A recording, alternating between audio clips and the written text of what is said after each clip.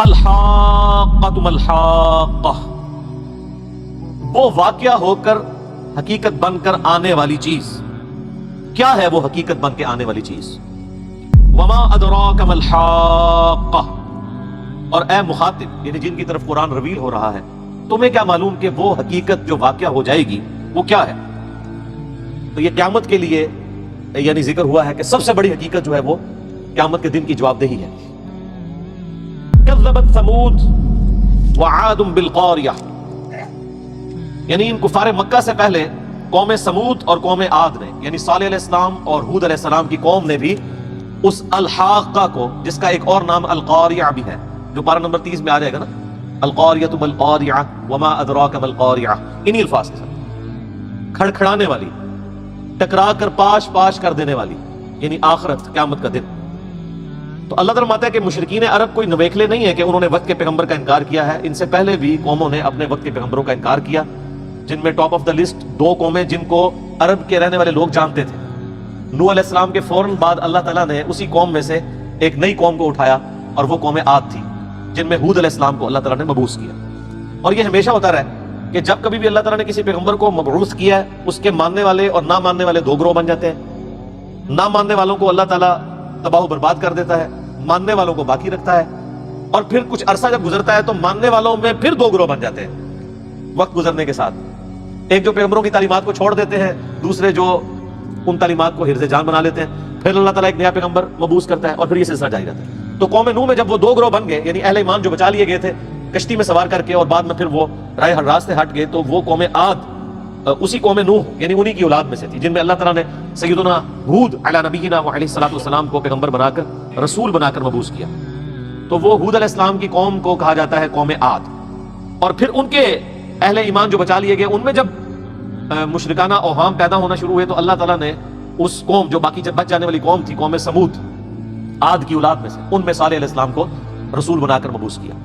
تو ان دونوں کا ذکر ہو رہا ہے. اور چونکہ وہ عرب کے یعنی جو لوگ ہیں وہ ان قوموں کے حالات سے واقف بھی تھے، وہ اسی عرب کی سرزمین میں آئے ہوئے پیغمبر تھے.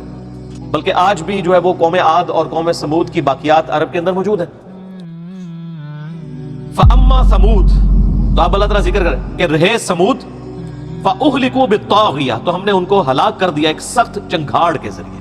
اللہ تعالیٰ کی طرف سے رسول نے جب وعدہ کیا، اہل ایمان کو بچایا گیا، تو جو پیغمبر کے مخالفین تھے ان پر ایک چیخ کا عذاب آیا، ایک چنگھاڑ کا، جس کی وجہ سے وہ تباہ و برباد کر دیے گئے. اتنی اونچی اس کی آواز تھی کہ ان کے دل پھٹ گئے اور وہ ختم ہو گئے.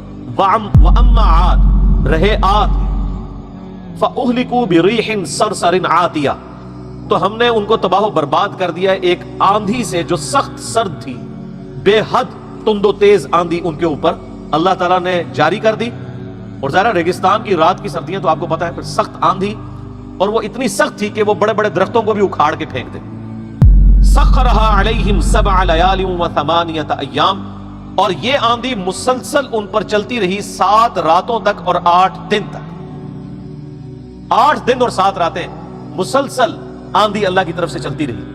اور یہ آپ آج کل ذرا اس کی کچھ چھوٹی موٹی آپ باقیات دیکھنی ہو نا، تو آپ ٹورنیڈوز دیکھیں جو امریکہ کے اندر چلتے ہیں، بڑی بڑی بلڈنگیں اکھاڑ دیتے ہیں، اور ایک دفعہ ٹورنیڈو پھر جائے تو بلینز آف ڈالرز کا نقصان ہو جاتا ہے. آپ امیجن کریں وہ چند گھنٹوں کے لیے آتا ہے، اور آج کے اس ماڈرن دور میں بھی اس کا تدارک نہیں ہے. اور اس دور کے اندر اگر 7 راتیں اور 8 دن مسلسل ایسا ہوائی جھکڑ چلے جو اللہ کی طرف سے عذاب والا ہو، تو وزنی سے وزنی چیز کو بھی اکھاڑ دے. ہوا کے اندر تو بڑی طاقت ہے. یہ جو اتنے بڑے بڑے جہاز ہوا میں اڑ رہے ہیں، وہ ہوا کی طاقت پہ ہی اڑ رہے ہیں نا. ہوا کی قوت اچھال نے، فورس آف بوئنسی نے 550 مسافر لے کے جو جہاز چلتا ہے، یہ ایئر بس A380، یہ 450 مسافروں والا جو بوئنگ 747 جسے جمبو جیٹ بھی کہتے ہیں، تو وہ 450 مسافر ایک جہاز نے اٹھائے ہوئے ہیں. وہ کس زور کے اوپر؟ ہوا کے. اب یہ ہوا کے لیے اتنا بڑا جہاز اکھاڑ کے پھینکنا ہوتا ہے، جہاز گر بھی جاتے ہیں. ذرا سی ہوا ڈسٹرب ہو جائے تو آپ کو پتا ہے ایئر فلائٹس کینسل ہو جاتی ہیں. حالانکہ اتنا بڑا جہاز ہے تو وہ تن کا بھی نہیں ہے جب ہوا چل رہی ہو. تو 7 راتیں 8 دن تک ان پر مسلسل وہ سخت آندھی جو سردی والی تھی اور بہت تیز تھی، حسوما، وہ جڑ سے اکھاڑنے والی تھی چیزوں کو، جدھر سے پھرتی تھی اٹھا کے پٹک دیتی تھی. ظاہر ہے وہ اللہ کی طرف سے آئی ہوئی ہے، یہ ذہن میں رکھیے گا. یعنی ایک تو اللہ تعالیٰ کا نیچرل پروسیس ہے ہواؤں کو چلانا، یہ وہ والا نہیں ہے، یہ عذاب کی شکل میں مسلط ہے۔ فَتَرَى الْقَوْمَ فِيهَا صَرْعَىٰ كَأَنَّهُمْ أَعْجَازُ نَخْلٍ خَاوِيَةٍ، تو اس آندھی نے قوم عاد کو اس طرح اکھاڑ کے رکھ دیا، ان کے وہ گرے پڑے تھے گویا کہ وہ کھوکھلی کھجور کے تنے ہیں، چونکہ وہ لمبے لمبے قدوں والے تھے، تو وہ ہوا چلی اور اس ہوا نے ان بندوں کو اٹھایا اور بلندی پہ جا کے زمین پہ پٹک دیا، وَلِعَوْذُ بِاللَّهِ تعالی۔ اور صبح کے وقت یہ حال تھا کہ اگر کوئی دیکھنا چاہتا، ویسے تو بچا کوئی نہیں تھا ادھر، تو وہ دیکھتا کہ جیسے کھجور کے تنے کاٹ کے زمین پہ لٹا دیے جائے نا، اس طرح وہ بڑے بڑے قد و قامت والے لوگ زمین کے اوپر لیٹے ہوئے پڑے تھے۔ وہ اتنے بڑے بڑے اونچے قد والے تھے، اس لیے آپ ذرا ان کی اگر یعنی ویڈیوز دیکھیں نا، عرب کے اندر جو مقامات، وہ ابھی ریسنٹلی پچھلی صدی کے اندر ہی یعنی وہ دریافتیں ہوئی ہیں، چند ایسے یعنی ان کے ڈھانچے بھی نکلے ہیں جو یوٹیوب کے اوپر بھی رکھے ہوئے ہیں، آپ کو گوگل میں بھی اس کی پکچرز مل جائیں گی، کہ یعنی وہ آپ سمجھ لیں کہ ایک بندے کے ہاتھ، یعنی عام آدمی ہم میں سے ان کے صرف ہاتھ کے ایک ڈھانچے کے برابر ہی بنتا ہے ایک بندہ، یہ ناک ان کی اتنی بڑی ہے کہ ایک بندے کی جتنی ہائٹ ہوتی ہے، تو اتنے بڑے بڑے تھے۔ تو اللہ تعالیٰ ان کو تباہ و برباد کر دیا، جیسے کہ کھجور کے تنے کاٹ کے رکھ دیے جائیں کسی میدان کے اندر، اس طرح ان کی لاشیں صبح پڑی ہوئی تھی۔ فَهَلْ تَرَىٰ لَهُم مِّن بَاقِيَةٍ، تو کوئی ان میں سے باقی بچا ہوا نظر آتا ہے تمہیں؟ یہ دھمکی ہے اس کے اندر کہ تم کیا شے ہو۔ وَجَاءَ فِرْعَوْنُ وَمَنْ قَبْلَهُ وَالْمُؤْتَفِكَاتُ بِالْخَاطِئَةِ، اور فرعون اور جو اس سے پہلے تھے الٹائی جانے والی بستیوں کے باشندے، انہوں نے بھی خطا کی تھی۔ الٹائی جانے والی بستی کون سی؟ لوط علیہ السلام کی قوم، جن کے اندر برائی موجود تھی بے حیائی کے حوالے سے، اور اس پوری کی پوری بستی کو اللہ تعالیٰ نے الٹوا دیا عذاب میں۔ تو اللہ تعالیٰ مارا ہے، ان کے پاس بھی وقت کے پیغمبر آئے تھے، یعنی موسیٰ علیہ السلام اور لوط علیہ السلام۔ فَعَصَوْا رَسُولًا، تو انہوں نے اپنے رسول کی نافرمانی کی، ربہم، ان کے رب کی طرف سے جو آیا تھا، فَأَخَذَهُمْ أَخْذَةً رَابِيَةً، تو اللہ تعالیٰ نے پکڑ لیا انہیں بڑی سختی کے ساتھ۔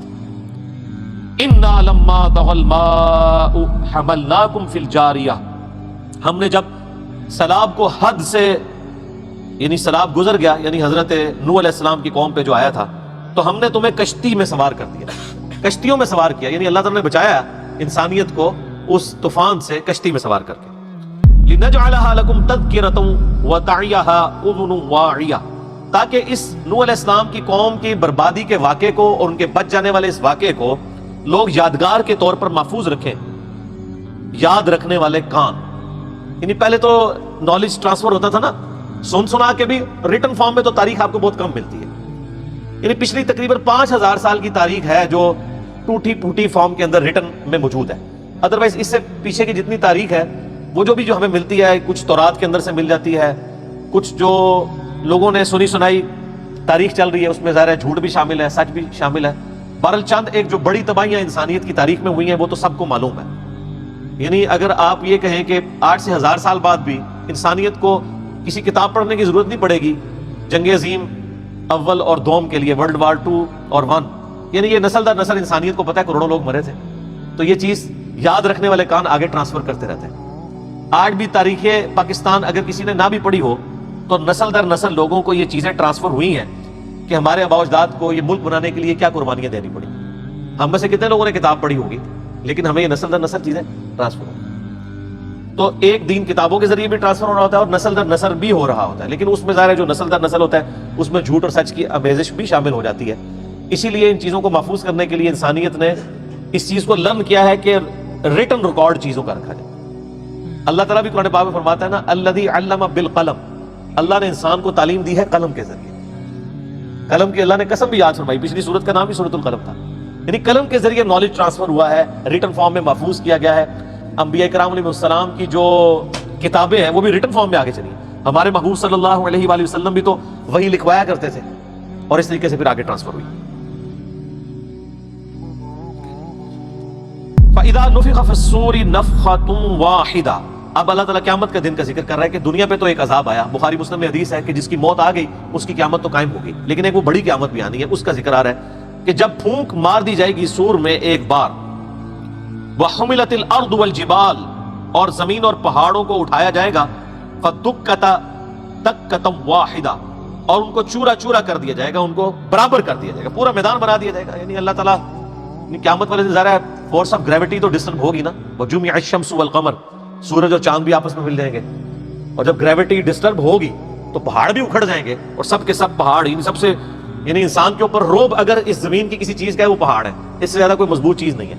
آپ کو پتا ہے آج بھی جو امریکہ نے اپنے نیوکلیر ویپنز سٹور کیے ہوئے ہیں تو وہ پہاڑوں کے اندر ہی ہیں، اور وہ ایٹامک بم پروف پہاڑ ہے۔ ایک بہت بڑے پہاڑ چٹیل پتھروں کے، ان کی بیسمنٹ میں اگر سرنگیں کھود دی جائیں اور وہاں پہ اگر کوئی نیوکلیر ویپن سٹور کر دے تو وہ اس کے اوپر اگر کوئی ایٹم بم بھی گرائے گا تو وہ پہاڑ تو تباہ نہیں ہو سکتے۔ اسی لیے ایٹامک بم کے جو تجربات ہیں وہ بھی پہاڑوں کے اندر کیے جاتے ہیں۔ آپ کو پتا ہے 1998 میں، یہ مئی کا مہینہ ہی ہے، 28 مئی 1998 کو پاکستان نے بھی چاغی میں جو ہے وہ 6 بلاسٹ کیے تھے، وہ پہاڑ کے اندر ہی کیے تھے۔ یعنی پہاڑوں کی مضبوطی آج بھی اسی طریقے سے قائم ہے۔ تو اس روئے ارض پہ سب سے مضبوط چیز وہی ہے، ایز اے آپ سمجھ لیں بلڈنگ کے طور پہ، اور اللہ تعالیٰ فرما رہا ہے کہ ان کو بھی اٹھا کے زمین پہ پٹخ دیا جائے گا، پہاڑ بھی زمین پہ برابر ہو جائیں گے، یعنی کہ پورے کے پوری زمین ہی میدان محشر بن جائے گی۔ فَيَوْمَئِذٍ وَقَعَتِ الْوَاقِعَةُ، پھر اس دن وہ واقعہ ہو جانے والی چیز واقعہ ہو جائے گی۔ یعنی کون سی چیز؟ قیامت کا دن، جزا اور سزا کا دن، the day of judgment۔ وَانشَقَّتِ السَّمَاءُ فَهِيَ يَوْمَئِذٍ وَاهِيَةٌ، اس دن آسمان پھٹ پڑے گا، اور وہ دن ایسا ہوگا کہ وہ بھربھرا ہو جائے گا آسمان، یعنی اس کی مضبوطی بھی سمجھ لے ختم ہوگی۔ والملک علی ارجائها، اور فرشتے اس کے کناروں پر مقرر کر دیے جائیں گے۔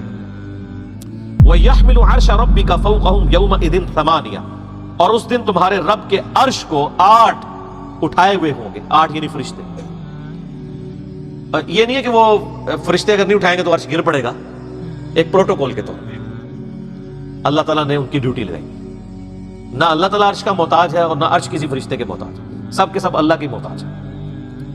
یومئذ تعرضون لا تخفی منکم خافیہ، وہ دن جب تم پیش کیے جاؤ گے تمہارا کوئی راز بھی پوشیدہ نہیں رہے گا۔ دنیا میں تو یعنی کئی معاملات میں پردہ رہ جاتا ہے نا، انسان چھپا کے معاملات کر لیتا ہے، تو انیشلی سب کے نامہ اعمال اس کے سامنے تو رکھ دیے جائیں گے، پھر اللہ تعالیٰ کسی پہ کرم فرمائے گا تو اس کے گناہوں پہ قیامت والے دن بھی پردہ رکھ دے گا، جس پہ نہیں چاہے گا تو نہیں رکھے گا، یہ تو اللہ کی مرضی ہے۔ فَأَمَّا مَنْ أُوتِيَ كِتَابَهُ بِيَمِينِهِ، اب ایک کیٹیگری کے لوگوں کا ذکر ہو رہا ہے جو اہل جنت میں سے ہوں گے، جن کو دیا جائے گا ان کا نامہ اعمال دائیں ہاتھ میں۔ فَيَقُولُ هَاؤُمُ اقْرَءُوا كِتَابِيَهْ، تو وہ مسرت کے ساتھ یعنی کہے گا یہ دیکھو میرا نامہ اعمال، ایک نعرہ مارے گا، خوشی کا اظہار کرے گا۔ اس خوشی کے نعرے کو اللہ تعالیٰ نے ان الفاظ کے ساتھ جو ہے نا وہ نازل فرمایا، وہ خوشی کے ساتھ کہے گا لو میرا نامہ اعمال پڑھو۔ ظاہر ہے جی وہ تو کامیابی، وہ دن ہے کہ جب کوئی شخص فخر کرے، اس کا فخر کرنا کوئی تکبر نہیں ہے۔ تکبر کے معاملات تو دنیا کے ساتھ ہیں، وہاں تو لوگ فخریہ کہیں گے جی میں نے صحیح کام کیے تھے، دیکھو مجھے رزلٹ ملا۔ ادھر تو نہیں ہم اپنی نیکیاں کسی کو جتا سکتے، ضائع ہو جائیں گی، لیکن رزلٹ کے بعد تو سب کچھ ٹھیک ہے۔ انی ظننت انی ملاق حسابیہ، مجھے یقین تھا دنیا کی زندگی میں کہ میں اپنے حساب کو پہنچوں گا، یعنی میں نے دنیا میں جو مشقت اٹھائی تھی اللہ اور اس کے پیغمبر کی عز و جل و صلی اللہ علیہ وآلہ وسلم، ان کی اطاعت اختیار کی تھی اسی امید پہ کہ میں نے مر کے اللہ کے پاس جانا ہے۔ فَهُوَ فِي عِيشَةٍ رَاضِيَةٍ، بس وہ خوش نصیب اپنی پسند کی زندگی گزارے گا پھر وہاں پہ۔ فی جنت عالیہ، اس عالی شان جنت میں، قطوفہا دانیہ، جس میں خوشے جھکے ہوئے ہوں گے، یعنی کوئی فروٹ توڑنے کے لیے کسی کو درخت پہ چڑھنا یا کوئی سیڑھی نہیں لگانی پڑے گی، وہ سارے کے سارے پھل اتنے جھکے ہوئے ہوں گے کہ ایک شخص کے ہاتھ کی اپروچ پہ ہوں گے۔ کلوا واشربوا ہنیئا بما اسلفتم فی الایام الخالیہ، اللہ کی طرف سے یعنی یہ اذن ہوگا کہ کھاؤ اور پیو اور مزے اڑاؤ، یہ ان اعمال کا اجر ہے جو تم نے گزشتہ دنوں میں کر کے آگے بھیجے تھے۔